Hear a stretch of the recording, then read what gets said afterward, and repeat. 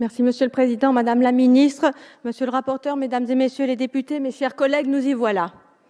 La France va inscrire dans sa loi le père facultatif et permettre la venue au monde d'enfants sans père.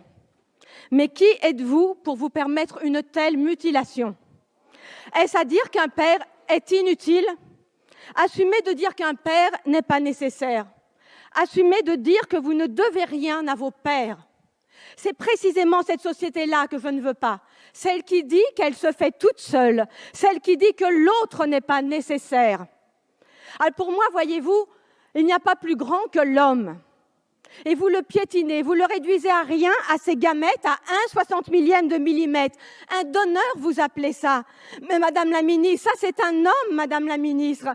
C'est pas un donneur, c'est celui qui porte et qui élève et qui soulève des montagnes pour son petit. Celui qui l'élève jusqu'à lui, celui qui le soigne et l'encourage. Celui qui le rassure et le grandit, qui l'écoute et l'accompagne. Mais n'avez-vous donc jamais eu de père pour que vous ne sachiez pas à quel point on ne se passe pas d'un père? C'est souffrance contre souffrance, Madame la Ministre. Il ne faudra pas dire « cette France-là a été humiliée ». Vous avez choisi d'en apaiser une en jetant de l'acide sur l'autre. C'est souffrance contre souffrance, je vous l'assure.